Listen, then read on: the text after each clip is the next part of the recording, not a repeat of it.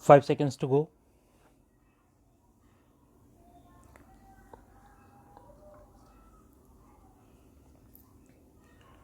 Start.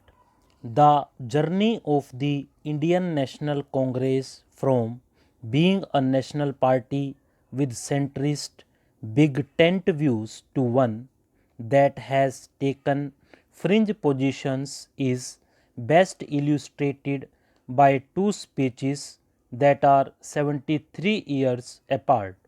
The first is a speech by Kallur Subba Rao during the Constituent Assembly debates, and the second is a recent speech by the MP from Wayanad, Rahul Gandhi. On September 18, 1949, Rao, a freedom fighter and INC member, said, "The name Bharat is in the Rig Veda, also in the Vayu Purana. The boundaries of Bharat are given. It means that the land that is to the south of the Himalayas and north of the southern ocean Samudra is called Bharat. So, the name Bharat is very ancient.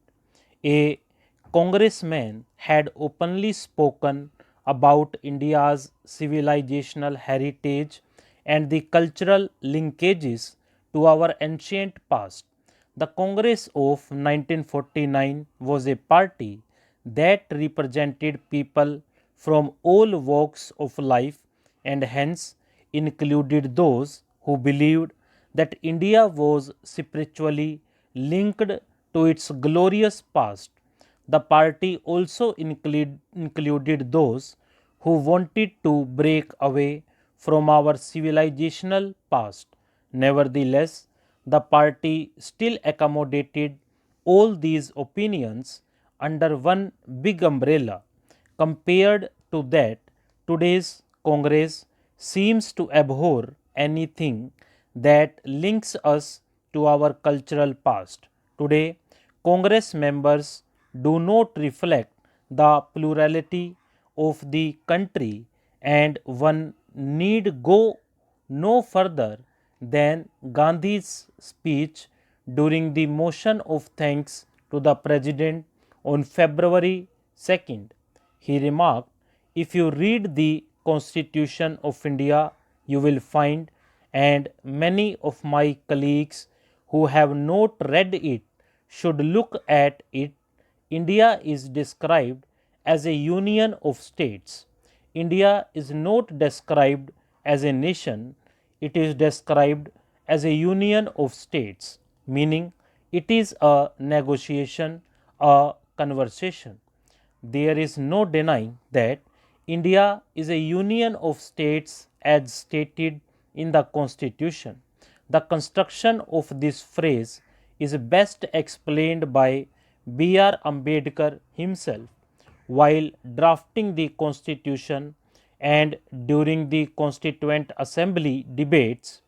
Ambedkar and the members worked with several ideas of how Article 1 of the Constitution should be constructed. The final version was India, that is Bharat, shall be a union of states.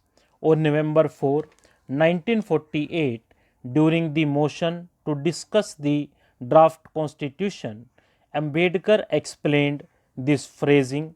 The drafting committee wanted to make it clear that though India was to be a federation, the federation was not the result of an agreement by the states to join in a federation, and that the federation not being the result of an agreement, no state has the right to secede from it. The federation is a union because it is indestructible. Ambedkar then stated that though the country and the people may be divided into different states for convenience of administration, the country is one integral whole whose authority is derived from a single source. He said that while the Americans had to wage a civil war to establish that the states within the US have no right of secession and that their federation is indestructible, the drafting committee thought that it was better to make this clear about India at the outset rather than to leave it to speculation of dispute. There is a fundamental difference between Ambedkar's vision of an India that is indestructible and Gandhi's botched attempt to balkanize this country. The latter's idea of a negotiated settlement where India's territorial integrity and its existence are up for debate cannot be condoned. If this was a one off statement, it could be taken as the immaturity of a coming of age politician. However, Gandhi's speech in the Lok Sabha cannot be seen in isolation. In April 2021, while India was battling the second wave of COVID 19, he seemed to make similar statements. Therefore, one needs to consider such statements seriously.